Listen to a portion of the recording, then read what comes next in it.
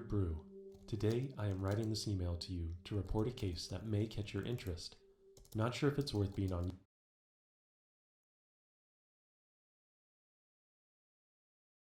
YouTube since it's so violent, disgusting, and out of imagination. The case is about a man beheaded in January 2025, but the footage was revealed and went viral around August He got 2025. beheaded. Further details can be found in this Google Drive PDF. With all my heart, I hope you can help us Vietnamese to disclose the case to the worldwide public, to put pressure on Vietnamese police and authority to pursue the case. Jason the Even when Wings it went people, viral, bro. they never acknowledge it, no matter how many letters and requests were sent to district attorney. We were intrigued, and so hesitantly, we clicked on the link. As one might expect, the contents of the document were horrifying, but we knew that That's Jason the Wing. Damn, Jason got a new channel. That's we needed to make a video about it. Not only is it the greatest example of the internet coming together to catch a killer, it is also one of the most blatant government cover-ups we've ever seen. Even though the crime itself is difficult to stomach, we felt that the story of the internet's fight for justice had to be told. We immediately rushed this project into production. But then, one of our incredibly talented writers, Maria, messaged the team with terrible news. Hi, I seem to have encountered a problem. I cannot access the Google Drive file. This message pops up. It's my mistake. I didn't download it. I didn't expect for it to be taken down. It seemed the government had successfully scrubbed the online detective's hard work from the internet. But one of our producers, Carter, had been worried this might happen. The night before, he was about to sign off for the day when a thought popped into his head. Wait, this 106-page Google Doc, the only source of information on this case? What if the Vietnamese government gets it taken down? 106 pages. I mean, it's about a fucking cannibal, so it's understandable, bro. That's crazy, yo. So Carter rushed to go download it. Error. This is bad. He tried again, but Google wasn't letting him download it. His mind raced for a solution, but came up empty-handed. Jonathan, another producer, a whiz when it comes to research and navigating the internet. Okay, so we've got a big story here. Do you know of any way to preserve a Google Doc other than downloading in case it gets taken down? Scroll with caution. There is disturbing imagery. Fuck, just reading that summary. I know. I couldn't download it either. Let me see if Internet Archive works. Doubt it. Okay. Internet Archive only captures the first page. Trying different ways, but can't download it yet. I'll take a look at all. She just record every single thing. And he tried for what felt like too long, until I got it. Oh wow, no way! Printing it as PDF. It's like hackers in movies. Hack in the mainframe? Hack in the mainframe? Oh yeah? Oh yeah? Just access the pediatrician? Oh yeah? Got it. Worked. So it's saved? Yeah, I have it. I'll upload it to our server. Amazing, thank you. So when Maria reached out after the government had buried the story, luckily, Carter was able to say, yes, we made sure to make a backup copy. Now, armed with this document that we aren't supposed to have, we'll expose the truth. We'll show you how these brilliant internet sleuths solved a one-of-a-kind murder case and why the Vietnamese government is trying so hard to cover it up. In July 2025, an extremely disturbing set of videos and images were uploaded to a shock site, the likes of which the internet had never seen.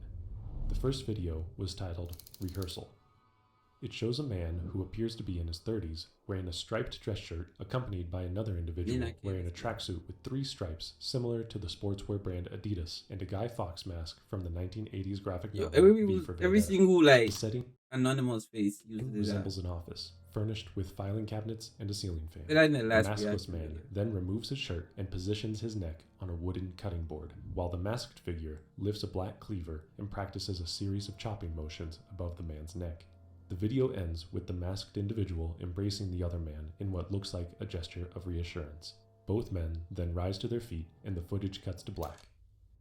The second video, titled The Execution, shows the same 2 men from the first video, now completely naked.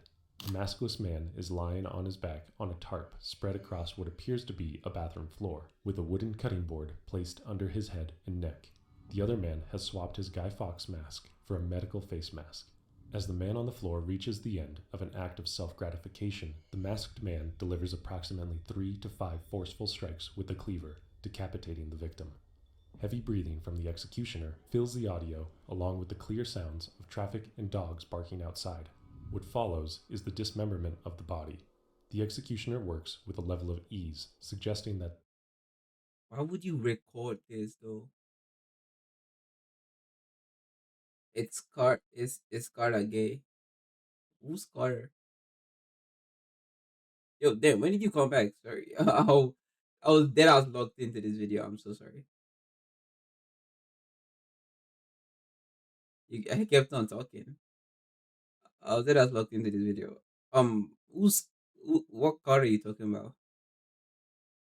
Yo, this video is like, oh my god. This was not his first time. The scene was prepared in a highly methodical way, with several phone cameras mounted on tripods, capturing the act from multiple angles. Why would you record video, this?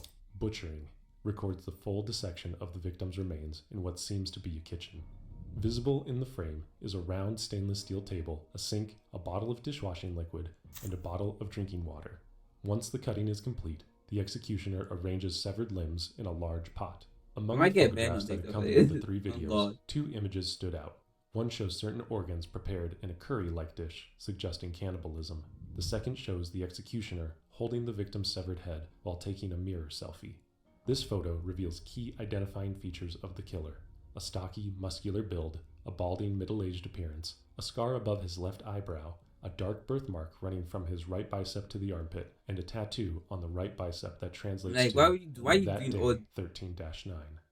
Vietnamese internet sleuths believe that before the video and images were leaked to the shock site, they first appeared on a private Chinese-language Telegram chat dedicated to the sharing and selling. Yo, Telegram is such a weird ass app. Screenshot. I used to use Telegram a lot, like when I was still to the back images home, and but like, videos. 98 yuan, $13 USD for partial access, and 198 yuan, $28 USD for premium access. While nothing was confirmed at the time, the available footage strongly suggests the act was driven by an intense carnal fixation, and the monetization of the footage appears to have been an afterthought. But regardless, there were more pressing questions than the killer's motivations, the first of which being, who was the victim? When the videos first leaked to the public, they were spread quickly across Vietnamese forums, and online communities began investigating. Soon, one name surfaced: Nguyen Xuyen Dat. While we couldn't confirm exactly how Vietnamese netizens first uncovered the victim's identity, it seems as though an internet user going by the pseudonym Phi Li was the first to leak the name. Once his identity was suggested, internet sleuths located an inactive Facebook profile of the same name. The account's last post was dated June 10, 2025, 1 month before the videos went viral. It read, "From now on, I'm logging off this account for good." But they needed more evidence before they could even suspect that this was the victim in the videos. Digging into the account's history, users found years of posts showing Dot repeatedly expressing a long-standing fixation. In 2022, he wrote, "Feeling bored, might look for someone to call and chat about beheading. Anyone interested?" Users also discovered that Dot was a member of online male homosexual groups, including one named Likes Beheading. Many of the accounts interacting with him were anonymous profiles with the same paraphilia. Further searching revealed that Dot used variations of the nickname Dot Behead or Dot Beheading across different gore-related or homosexual forums. They came across one account on an adult website created in 2019 and active until January 25, 2025. It included a profile description stating, "I love beheading. I also want to lose my head with an axe or a sword." Using the same alias, users found a thread on an anime adult entertainment forum known for hosting violent illustrated content. Yo, I don't a feel translator good there had posted a Vietnamese version of a manga titled Naked Headless Woman, noting it was translated per request by Mr. Dot Beheading. The manga depicted a scene in which a male character is decapitated by a woman at the height of physical pleasure and briefly remains conscious to describe the sensation. Many netizens speculated that Dot had become deeply fixated on this storyline and sought to replicate it. Using Dot's online aliases, online sleuths found 2 phone numbers believed to be his. Tracing them led to a Zalo account, a popular messaging app in Vietnam, under the name Dot Beheading, listing a birth date of March 10, 1989. Someone also attempted to log into Dot's Facebook account and received a prompt to send a verification code to a phone number ending in 20, which seemed like a match to one of the phone numbers found. Members of the online community began messaging profiles from his Facebook friend list. One of them was Phi Li. The people on the internet are so fucking smart, man. And they're not fucking good. They could actually lock in, bro. That's crazy, gang. But like people's fucking fixations are so weird sometimes, gang. There's no way you just randomly want to get beheaded and like behead people, gang. What? Actually, like what? This anonymous user claimed to have spoken to Dot frequently and met him once in person. According to them, Dot worked selling seafood at the Phuong Quang market in Hanoi, and his birth year was 1989, which matched the Zalo profile. With the name, date of birth, and potential area of residence, internet users continued their investigation and uncovered what they believed to be the details on Dot's family. Records of poor Vietnamese families receiving government COVID-19 support linked to Wen Xuan Dat, son of Wen Tai Min, to Hao Dong Tu village, an old address. His listed date of birth, March 10, 1989, matched. Forum users contacted the head of Hao Dong Tu village, who reportedly confirmed that someone named Wen Xuan Dat had left home 4 to 5 years prior and had been missing since. According to this source, the family consisted only of Dot and his mother, who was said to struggle with mental health issues.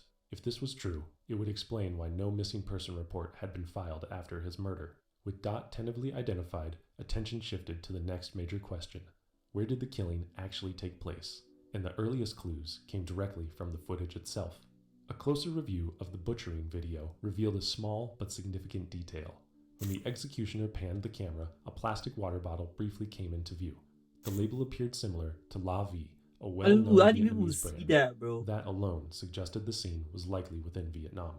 But netizens raised I doubts still that like it was I'm in still Phuong like Quang asking the Market, question of where how Dot why reportedly had did worked, as he that area record is this surrounded by shit? cramped housing.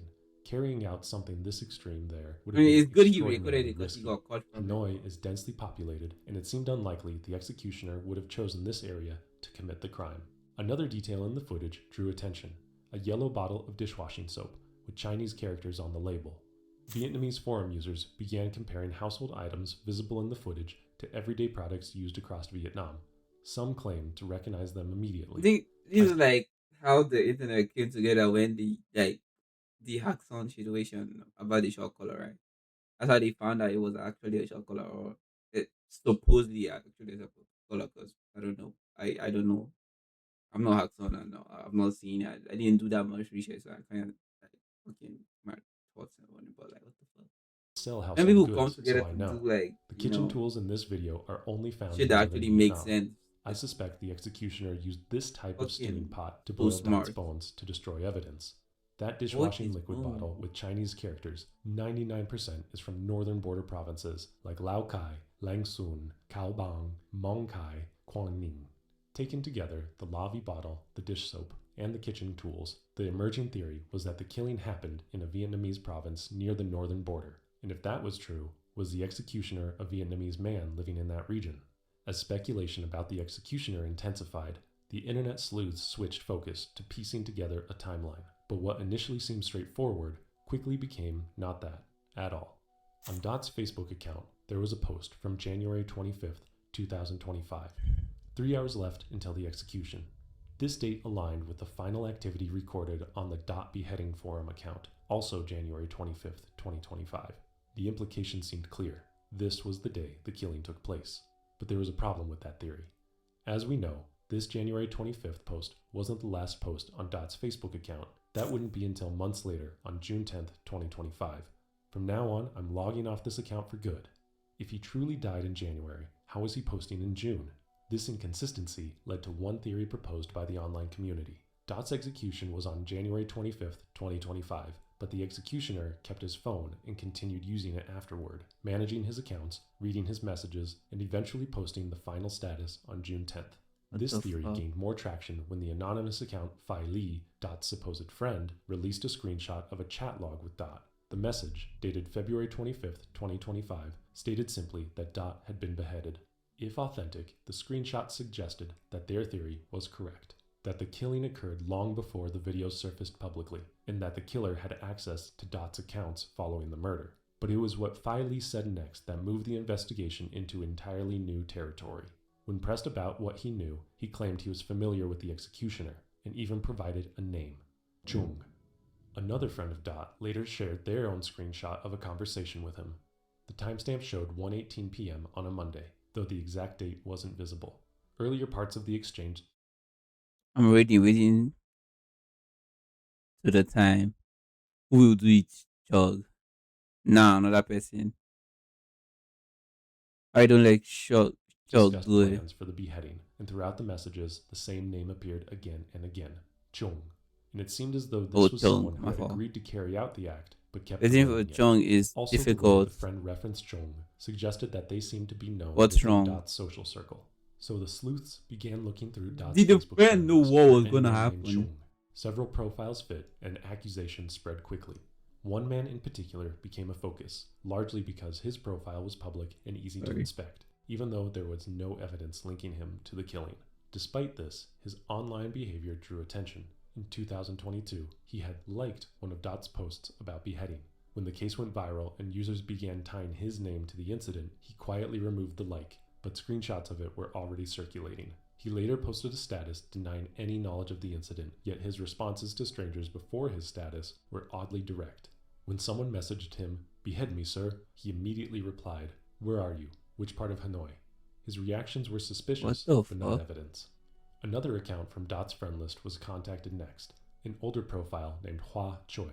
For years, long before Dot, this account had posted about wanting death. In a brief message exchange with internet sleuths, Hua Choi claimed to be the executioner, but the confession was shallow: no details, no context, and no follow up.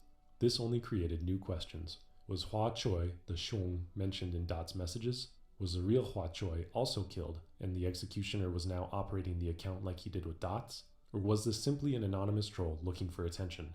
The uncertainty grew. In the days after the videos spread, Dot's Facebook became flooded with comments, many from users outside of Vietnam who had just discovered the story. Then, in early August, something unexpected happened. The entire account Alright. was locked and became inaccessible. This only strengthened one uneasy theory: that the executioner himself had been watching the account, reading every comment, and finally locking it once the pressure became too much. After that, the case went quiet. The Yo, discussions bro, what are you doing in that situation? Like, God forbid. But like, what the fuck, bro? Cannibalism alone is crazy. Filming it and fucking posting it for the like. What the fuck? Did he make money from that shit? Oh yeah, he did. He did. He said it in the first part of the fucking video. What the fuck? Fucking gross, gang. Oh my god. Why did he? Oh god, I have so many questions I can't even ask because of how dumb and yo. out, and no clues surfaced. It seemed as though every possible lead had been exhausted, and most people assumed I the think like no matter investigation who had you are, no reached a matter dead how point. smart you are, if Then, like 2 months the later, entire a internet sudden comes development together, emerged. I'm Before trying we to get get to you, that, bro, your let's take a cuts, bro. moment to acknowledge the seriousness of this case. It was hard on the entire team to produce this one, but we felt it was important to get the story out. However, when we were initially sent that email with a link to a file, we knew we had to be careful. Any file can harbor viruses, trojans, worms, keyloggers, even malware that can hold your computer for ransom. We need the right tools to keep us safe when doing these Hit videos. me with an That's ad. why we Yep. partnered up with NordVPN, the sponsor of Yep. this video. Their Threat Here's Protection the Pro skip. scanned the file as we downloaded it to Here's make the sure skip. it wasn't malicious. Not only that, but our team/brew. Also, that link sends you to an exclusive deal. With Dot's Facebook account locked and most online Yeah, discussions fading out, that's me. only a handful of Learn people from the would burst, continue bro. tracking the Learn skipping case. ads from One of Agent them was a himself. Vietnamese YouTube channel called Ketomo, the Curious One. The creator posted several videos attempting to recreate the crime scene using 3D modeling software, but it didn't reignite the case. Then, in the third week of November, everything changed. An anonymous Facebook account appeared in a group dedicated to the case and uploaded a set of chat logs and images that had never been seen before.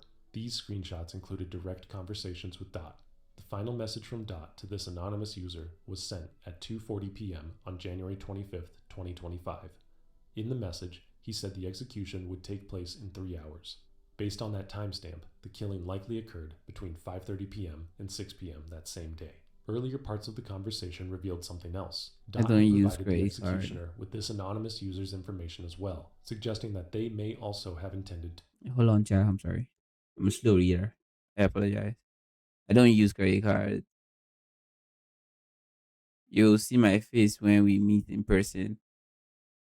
I have not even known you. What? Which direction do you live in? Is it far? It sounded like a fucking Tinder hookup right now. What the fuck? Wanna meet up? See? At Beijing or Beijing or back. I'm so sorry. Yo. Alright, goodbye. You dull head. It did that sound like a fucking link up, bro. And he got horny again and asked, "You wanna meet up?" And he was active. Location is coffee shop okay? It sounds like a fucking Kept date, beheaded, bro. but now, months later, they seem to have changed their mind and decided to come forward with evidence. The tone of the conversation suggested a much closer relationship than the connection between Dot and the account known as Phi Li. In fact, it raised the possibility that the message initially leaked by Phi Li, the one saying Dot had been beheaded, might not have been originally sent from Dot's account to Phi Li at all. Perhaps it was sent to the anonymous individual who then screenshotted it and sent it to Phi Li, who subsequently leaked it. The anonymous individual released another set of screenshots, this time showing conversations with the executioner himself. These messages were linked to a Facebook account under the name Cam Tang Chung. That name matched the Chung mentioned repeatedly in Dot's earlier messages with Phi Li. The executioner, using this account, even sent the anonymous user an address for a potential meeting. However, rather than going to that location, the anonymous user suggested meeting at a cafe. The exchange indicated that the executioner was willing to meet in person, but also showed how casually he discussed arranging another possible beheading. Using the information released by the anonymous source, the YouTuber Ketomo began piecing together a new digital trail. Working off the name Cam Deng Chung, he started tracing every account, comment, and digital footprint linked to it. He then posted a series of updates claiming he had located both the executioner and the site of the killing. Alongside these claims, he released a cropped photograph showing half of a man's face, allegedly belonging Yeah, it to the looks like killer. the exact However, guy. within days, Ketomo posted again, this time saying he was stepping back from the investigation. He said that the people connected to the executioner were too powerful. He publicly warned that if anything happened to him, all the doxing information would be released automatically. But Yo, what the fuck? Yo, what the fuck? How deep does this shit go, bro?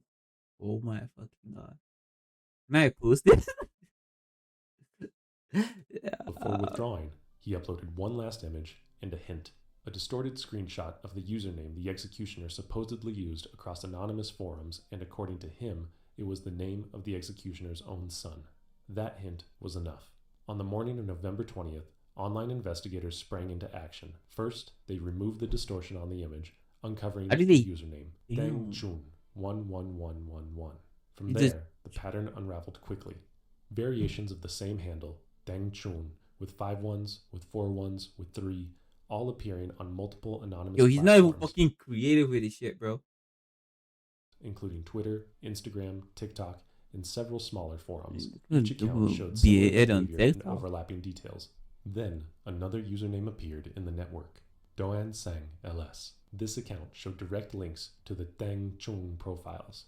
When users searched directly for facebook.com/doansangls, the result was immediate. A public Facebook profile appeared showing a full face, a location, and an occupation, all under the name Doan Sang.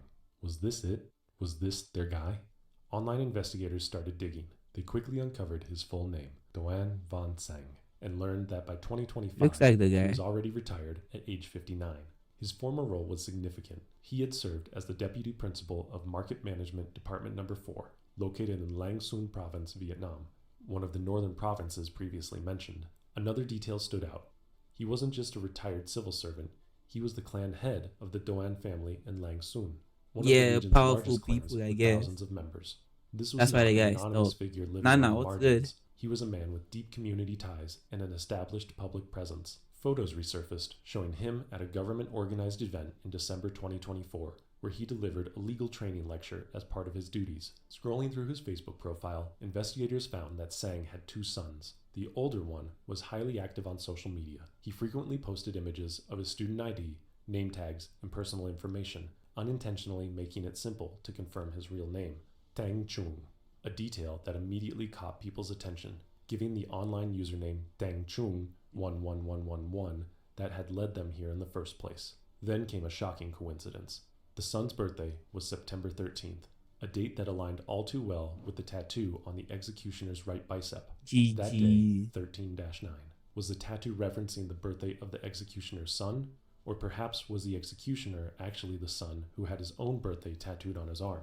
There was more. I don't think that From public posts, it appeared that the son and drove he's a car skinny. with the plate 011.11, while his father owned a Mercedes with the plate 088.88, numbers associated with wealth and status in Vietnam. The son's specifically Why you know that shit? 011.11, a sequence appearing yet again, just like the usernames tied to the executioner. In one of the son's social media stories, he appeared wearing greenish-yellow sports pants with 3 stripes, similar to those worn by the masked figure. But the guy is fucking. But the resemblance ended there. The son's build did not match the executioner's heavy frame, and his hair was full and styled. Nothing like the receding hairline of the balding executioner. But what about the father? As more clues surfaced, attention returned to Doan Sang. The usernames, tattoo, proximity to the northern border region, and the physical resemblance. Put together, they painted a coherent picture. And so, for the moment, Doan Van Sang became the community's primary suspect. But they needed more evidence. The next thing they found was that Sang frequently used his verified social media accounts to follow his own anonymous accounts, and the anonymous accounts followed him back. On his official TikTok profile, Doan Sang LS66, users noticed it was following another account named Dangchung424. That account, in turn, used a profile photo taken directly from the Facebook page of Cam Dang Chung. This created a clear chain. Doan Sang LS, Dangchun111/424, Cam Dang Chung, the same name identified by the anonymous source as the executioner that Dot, the victim, had put them in contact with. Then came another discovery. Members of the online community attempted to initiate password recovery for 2 emails, doansangls@gmail.com and dangchun1111@gmail.com. Both prompted the same verification request, confirmation through an Oppo Reno 12 5G device. That coincidence became even more striking when they tried recovering the email linked to Dot Behead's phone number. This attempt also triggered verification through the same Oppo Reno 12 5G phone. 3 identities, Doan Sang LS, Dangchun1111, and the account linked to Dot's contacts, all traced back to one device. Repeated attempts produced another detail. Google requested secondary verification through a phone number ending in 62. On Sang's Facebook page, the number he publicly listed ended with the same 2 digits. At this point, every thread was pointing back to the same person. The anonymous source added another piece. They claimed that 2 years earlier, the account Cam Dang Chung had sent them personal photos and messages to initiate contact. Although the account is now locked and displays only Facebook user, the forwarded images remain, and the man in them is Doan Van Sang. Also, as users combed through Sang's old posts, they even overlaid a medical mask similar to the one in the execution video on photos of Sang. Once the mask was placed, it seemed the hairline and eye shape aligned closely with the executioner seen in the videos. There were more comparisons. The second Facebook account belonging to Sang, Van Sang Doan, had already been locked by mid-November, but not before someone archived a photo of him sitting in his workplace while wearing a mask. When compared with the executioner, the shape of the receding hair... Oh yeah, lock him up. Oh yeah, lock him up. GG's. He's gone. Get him out. Get him out. Get him fucking out. Hairline was noticeably similar. Then came a more decisive match. A composite image circulated online showing 3 everyday photos of Sang placed beside a still frame of the executioner. All 4 images displayed the same circular birthmark on the outer left shin. Another composite showed a second match, a birthmark on the front of the right shin, appearing in both the executioner's image and a casual photo posted by Sang. The most significant comparison focused on the right bicep. In the executioner's video, a dark birthmark extended upward toward the armpit. On Sang's Facebook, users found 2 photos where his sleeve shifted just enough to reveal the same distinctive mark in the same place. And finally, the tattoo. On the executioner's arm, that day 13-9, were clearly visible. A photo on Sang's page showed him with a tattoo in a similar spot. The details of the tattoo were unclear, and it wasn't certain whether the camera had mirrored the orientation, but the positioning was enough to raise suspicion. At this point, the physical markers were piling up, not just similar facial features or clothing, but birthmarks and tattoos with matching locations and digital accounts all tied together and leading to the same cell phone. Each piece alone proved nothing. Together, they formed a profile that was becoming impossible to dismiss, especially once online investigators began comparing the executioner's surroundings to places linked with Doan Von Sang.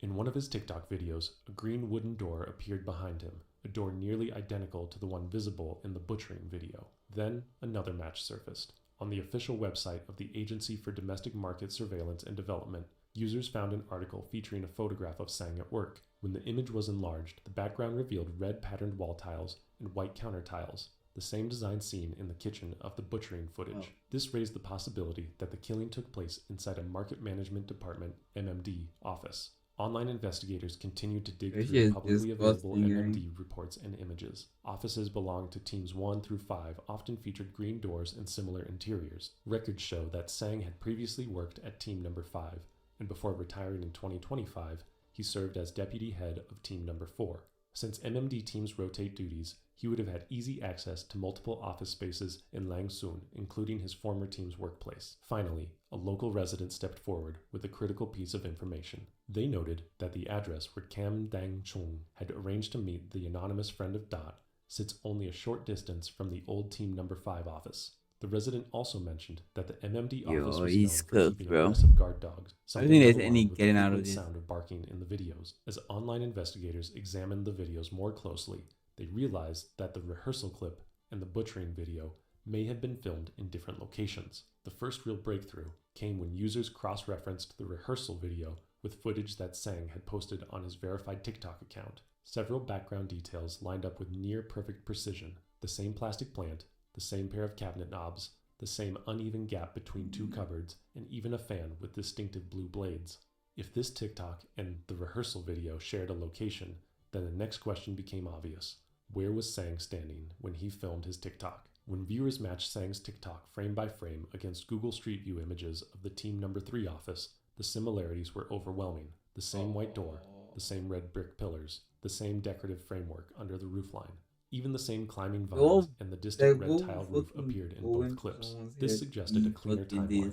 Dot met the suspect at the Team Number 3 office for the rehearsal, then was brought to another site for the butchering video. The final question was the location of the execution video. It showed almost nothing beyond the interior of a small bathroom. But investigators reasoned that the killer was unlikely to move a decapitated body to a second location just to process the remains. If the butchering happened at Team Number 5, then the beheading almost certainly happened there as well. But a question remained: why commit such a horrible act at a government office?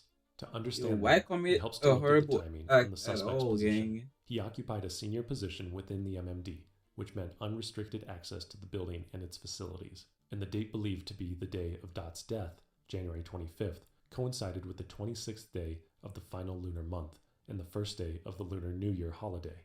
During this holiday, government offices are vacant because people take 7 to 10 days off to return to their hometowns and visit family. And inside the office, the suspect would have had access to everything he needed: a kitchen fully supplied with cookware, a furnace-like incinerator used for destroying confiscated goods, but capable of eliminating other material if someone intended to do so.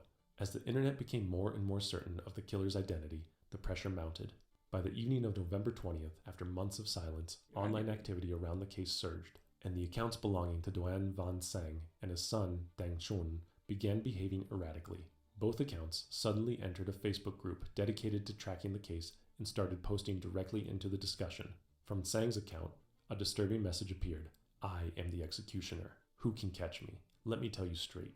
You are the real executioners. Because you want more people to die so you can celebrate. Isn't that right? I lived 60 years in this world. I'm no longer afraid of death." He escalated further by saying, "Who exposed me? Show yourself. And anyone who wants to meet me is invited to my house." It was a bizarre shift in tone, aggressive and almost taunting. Okay. But why would someone already under suspicion post messages that only deepened the suspicions around him? What would drive a man to taunt the very public trying to bring him to justice? Later, Sang tried to downplay his presence in the group, commenting he had only just found out about it because people tagged him. But that wasn't true.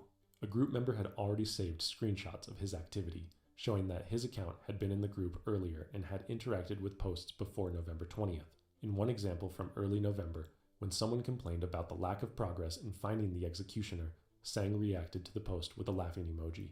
But it wasn't only Sang losing control. His son, Deng Chung posted a picture with the status taunting the online community. Come on, it's just a few pieces of human meat. Within the hour, the father and son deleted all of these posts. But of course, screenshots of them were already circulating.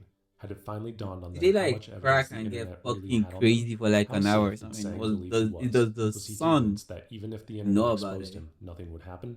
That he was untouchable? For a while, it looked as though he might be right, but events progressed far more quickly than anyone expected. All of the information you've just heard was assembled by members of the Vietnamese Facebook group Onset, a community that has taken it upon themselves to document what authorities refused to acknowledge.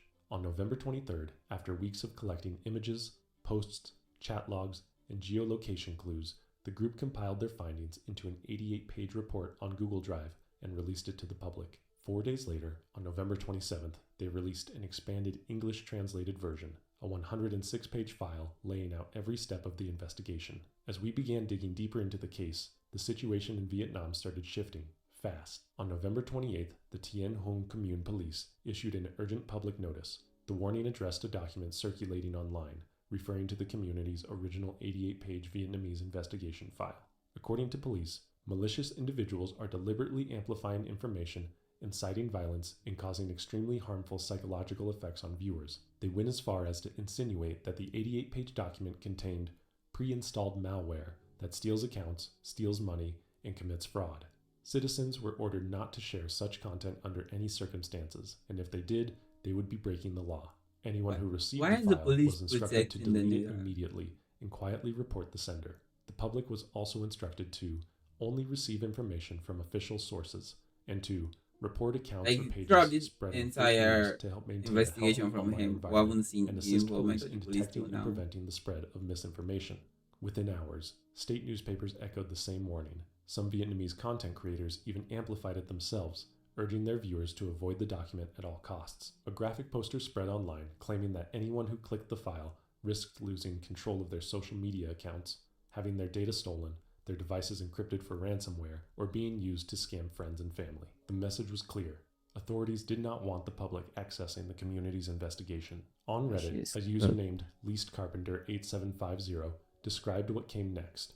Old posts disappearing, accounts wiped without explanation, and state newspapers threatening that anyone sharing the document's link could face fines up to 5 million dong. Inside the Onset group, the same message circulated: stop sharing the files or risk consequences. For many following the case, the government's response was a clear attempt to control the situation. Vietnam remains under a one-party communist system, where news outlets are state-aligned and often frame information in ways to support official narratives. Even so, the attempt to suppress the community's investigation ultimately had the opposite effect. Instead of containing the story, it highlighted just how much information had already been uncovered without official involvement. The public had already conducted its own investigation and built a comprehensive, crowdsourced archive of information that contradicted the government's silence. According to a Reddit user posting under the name user/HoiSiConvine, Vietnam's online community had been trying to get police to investigate Dot's murder since July 2025, contacting officers, local authorities, and even Dot's surviving family. At the time, he said authorities showed no interest in handling the case despite multiple warnings. It wasn't until November, when online investigators exposed that the murderer was a member of the Communist Party, that the police acknowledged the case at all. This sequence of events left many observers questioning the government's priorities. By November 28th, the investigation had moved to a very public display of state action. Local reporters confirmed that the police forces had arrived at the former headquarters of Market Management Team Number 4. The building, abandoned after the agency's was suddenly sealed off. Its front gate was locked, the perimeter reinforced with barbed wire, and at least one at the end of the day, they used the information the people from the internet gathered. So shitty, gang. What the fuck? Inside the compound, believed to be the canteen with the distinctive green door, had been paper sealed.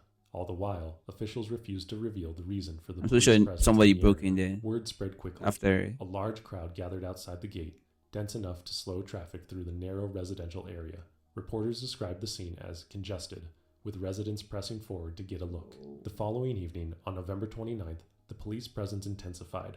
Dozens of officers and multiple government-plated vehicles arrived as mobile police units were deployed to maintain order. Barricades and cordon tape were set up to block the road leading into the area, and by then, roughly 100 onlookers had gathered. Amid the heightened security, the chairman of the Hulong Commune People's Committee issued the first official acknowledgement tying the law enforcement activity to the murder case.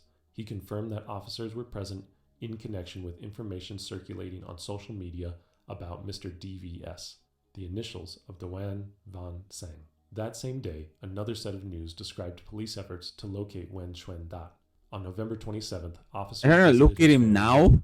Though they offered no explanation for why they were looking for him or what triggered the inquiry. Dot's mother said her son had been missing for a decade. After his father passed away, he left home, never contacted her again, and no one in the village had seen him since. According to the commune authorities, that was the extent of their involvement. They were simply following a request to confirm whether their local resident could even be located. As of November 29th, they stressed that Dot had been absent for many years and that they had no information about where he might be now. But while police maintained this narrow, bureaucratic framing, they simultaneously continued warning the public about the 88-page file and that owning it was against the law. As police attempted to steer the narrative, the limits of that approach became visible, so they released just enough information to satisfy the growing pressure. On November 30th, a screenshot began circulating online of a leaked report believed to be an internal police summary of their involvement in the case. According to that report, authorities first detected the videos and photographs on November 25th. Notably, 2 days after the internet had released their 88-page document. Word, I'm getting Aside sleepy. from the videos and images, police apparently discovered online groups who had identified the victim as Wen Xuan Dat and the perpetrator as Doan Van Sang. On November 27th, forensic examiners reviewed the footage and found no signs of AI generation. Then, on November 28th, police received a statement from Dot's village chief even check if it was AI, bro. Damn. For DNA comparison. That same day, investigators conducted an on-site examination at the workplace of Market Management Team Number 4, a location different from the sites the online community had believed to be the crime scene. Inside Team Number 4 offices, police apparently found a kitchen and restroom matching the layout seen in the beheading video. Beneath the sinks and inside the drains, they recovered 3 suspected human teeth and multiple bone fragments. All were sent for forensic analysis. Later that day, police searched Sang's residence and seized 2 jackets resembling the one worn in the footage prior to the killing, along with a heater identical to the one visible in the earlier portion of the beheading video. Investigators also recovered Dot's phone from Sang's sister. She reportedly told police Sang had given it to her. The leaked report also stated that during initial questioning by police, Sang confessed. He allegedly told investigators he met Dot online around 2020 through a website dedicated to extreme content involving people seeking staged deaths. Dot repeatedly expressed his wish to be beheaded and even offered money to rent a location for it. By mid-2024, Sang agreed to carry out Dot's request. On January 25th, 2025, he called Dot to the MMD Team Number 4 office, where Dot arrived with 2 knives. That evening, Sang killed him, dismembering the body, boiled portions to delay composition, smashed the bones, and distributed the remains into roughly 10 bags. Some, he said, he fed to his dogs. The rest he discarded across temporary garbage sites. 2 days later, he claimed to have thrown the knives onto a tow truck parked along the roadside. A Reddit user/Hoisey wasn't an accident at all. He said that authorities themselves released it, not to inform the public, but to quiet them. In his words, the leak was meant to show that the police had taken action while carefully suppressing every other detail of the investigation. Police did not confirm whether the leaked screenshots came from inside the department, although they did not dispute it either. 3 days later, the government released its first official statement. On December 3, 2025, the Ministry of Public Security published an official statement. The article included a single photograph, Doan Van Sang, in handcuffs, between 2 How about officers. the son? The ministry confirmed Does the son not know it? Community had been reporting for months that Sang had murdered Wen Xuan Dat, and after the killing, attempted to erase every trace of the crime through cleaning, disposal, and general destruction of evidence. According to the document, investigators issued a decision to prosecute and an arrest warrant for Sang on November 29, 2025, on charges of murder. But even as they confirmed the suspect and the crime, the ministry maintained one part of an earlier narrative. The community-circulated case file, they said, was still harmful, still dangerous, still not to be shared. This case is only now beginning to gain international recognition, but beneath the surface, it is far more complicated than it first appears. Wen Xuan Dat was a deeply vulnerable man in need of help, and somewhere along the way, the system failed him. And that same system then seemed ready to protect the man who killed him. Without the relentless work of Vietnam's online community, it is unclear when, or even if, Doan Van Sang would ever have been brought to justice. Despite repeated warnings and threats, Vietnamese netizens refused to be silenced. Even now, they continue to investigate the remaining unanswered questions of this case, such as, had Sang claimed other victims besides Dot? And did Sang True. act alone in Dot's murder? Their Because plea it's the for help son. to bring this case to the attention of the outside world has done more than expose a horrific crime. It has revealed how the people of Vietnam are forced to fight not only for truth, but for their right to speak it. However, Yeah. we would be naive to think that this is a problem isolated to just one country. There have always been those in wealth and power who suppress information and skew narratives to their advantage. So we must be critical of what we are told before accepting it as fact. After all, there is always more than one side to any story, and the truth is out there. Sometimes it just takes some digging to find it. Thank you for watching. If you'd like to support the work that went into this video, please consider hitting the like button and subscribing to our channel. Oh, it was a good ass video. Scary but good ass video nonetheless.